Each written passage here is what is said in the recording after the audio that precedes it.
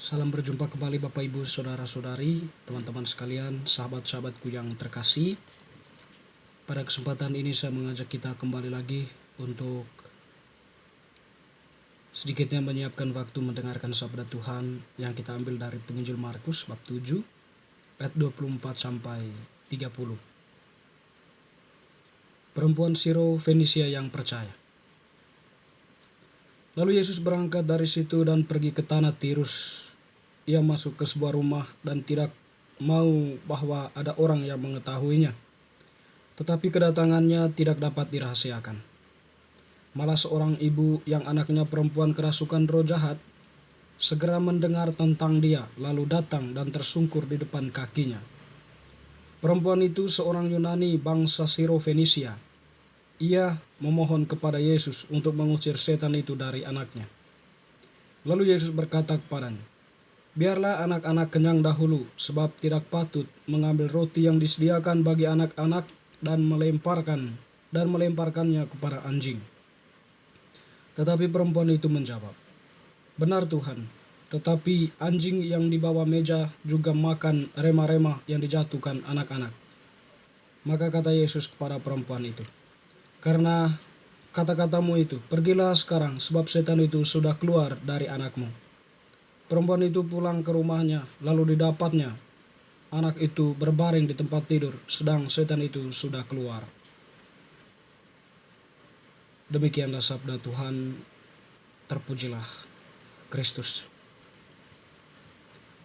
Teman-teman, sahabat-sahabat, saudara-saudariku yang terkasih, kita memahami bahwa Yesus itu adalah Allah Putra, sabda Allah yang menjelma menjadi manusia. Jadi dalam dirinya itu ada dimensi kemanusiaan, tetapi juga dimensi kealahan. Yesus itu sungguh-sungguh Allah, sungguh-sungguh manusia. Dalam kuasa kealahannya, pada konteks bacaan hari ini kita berbicara bagaimana Yesus menampilkan kepada kita bahwa Allah itu berkarya dalam kehidupan manusia. Dan karya Allah itu tidak terbatas oleh ruang dan waktu, tidak terbatas dalam kelompok, tidak terbatas dalam komunitas tertentu, tetapi untuk seluruh umat manusia. Peristiwa penyembuhan seorang anak dari seorang perempuan Siro Fenisia berkebangsaan Yunani menunjukkan atau indikasi bahwa keselamatan Allah itu berkarya untuk seluruh umat manusia, bukan hanya untuk bangsa Israel, tetapi juga bangsa-bangsa lain. Menarik dialog yang ditampilkan antara Yesus dengan perempuan Siro Fenisia itu. Dia mengetahui bahwa anaknya itu kerasukan roh jahat. Tentu dia mendengar banyak tentang Yesus. Ketika Yesus datang ke daerah Tirus dan masuk ke sebuah rumah, dan perempuan itu mengetahuinya, sehingga dia pun datang kepada Yesus dan tersungkur di hadapannya.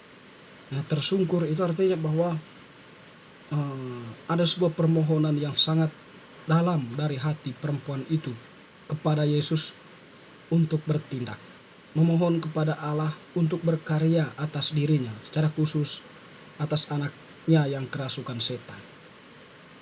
Dia memohon kepada Yesus untuk mengusir setan itu dari anaknya. Tetapi Yesus berkata dan pernyataan Yesus itu seolah-olah merupakan sebuah penolakan terhadap perempuan itu. Sebab perempuan itu adalah seorang Yunani. Yesus mengatakan, "Biarlah anak-anak kenyang dahulu, sebab tidak patut mengambil roti yang disediakan bagi anak-anak dan melemparkannya kepada anjing." Nah, kan anak-anak dalam hal ini mungkin mau menggambarkan bangsa Israel, orang-orang Yahudi pada waktu itu. Dan anjing mungkin digambarkan sebagai orang-orang di luar itu. Tetapi hal itu bukan berarti bahwa Yesus itu menutup ruang keselamatan itu, menutup ruang keselamatan universal bagi bangsa lain, bukan. Tetapi di sini Yesus mau menguji perempuan itu sejauh mana dia percaya bahwa Yesus dapat melakukan tindakan pengusiran terhadap anaknya yang kerasukan roh jahat. Yang menarik, jawaban perempuan itu, Benar Tuhan, tetapi anjing yang di bawah meja juga makan rema-rema yang dijatuhkan anak-anak. Jadi kan sebuah pernyataan kerendahan hati dari perempuan itu, iman yang rendah hati. Bagaimanapun Tuhan menolaknya ya dalam arti itu tadi, tetapi dia percaya. Karena percayanya itu dia tidak mau lari ke tempat lain lagi. Dia hanya fokus kepada Yesus, bahwa Yesus itu dapat melakukan pengusiran roh jahat itu. Sehingga keluarlah pernyataan seperti itu. Bagaimana tanggapan Yesus? Yesus pun semacam menerima pernyataan perempuan itu, mengakui iman. Yesus mengatakan, karena kata-katamu itu, pergilah sekarang, sebab setan itu keluar dari anakmu. Iman perempuan itu mengalirkan rahmat Allah atau menghadirkan Allah berkarya mengusir roh jahat dari anak itu. Padahal cuman pernyataan iman yang keluar dari perempuan Fenisia tadi itu. Dan dengan segala kerendahan hatinya dia menyampaikan itu di hadapan Tuhan. Meskipun dia tahu dia bukan orang Yahudi tapi orang Yunani. Tetapi karena ada kemendesakan, ada sebuah peristiwa yang membuat dia semakin mendekatkan diri dengan Tuhan, maka dia pun datang kepada Yesus memohon kepadanya untuk sekiranya menyembuhkan anaknya yang kerasukan roh jahat. Teman-teman, Bapak Ibu, saudara-saudari yang terkasih, terkadang kita jatuh dalam pengalaman-pengalaman kehidupan dan bahkan kita melemparkan diri kita keluar dari jalur Allah atau kehendak Allah. Kita bertindak semau kita. Kita bertindak berdasarkan konsep-konsep relativisme. Kebenaran itu kita anggap relatif. Dan tentunya kalau kita jatuh dalam konsep relatif, artinya kita berada dalam subjektivitas kita sebagai pribadi. Kita berpikir ini baik meskipun secara kolektif itu jahat, atau dinilai secara hukum itu menyimpang dari nilai-nilai yang luhur, tapi kita anggap itu adalah sebuah kebenaran. Itulah relativisme. Terkadang mungkin kita jatuh dalam situasi seperti itu dan bahkan mengabaikan Tuhan. Dengan situasi seperti itu kita jatuh dalam sebuah pengalaman kekosongan. Dan tentunya juga kita pernah mengalami pengalaman-pengalaman penderitaan. Kehadiran Allah sangat kita perlukan. Bantuan Allah sangat kita butuhkan. Dalam situasi seperti itu, kita sebagai manusia yang tak dapat berbuat apa-apa. Sebenarnya Allah mau membantu, mau berkarya untuk kita.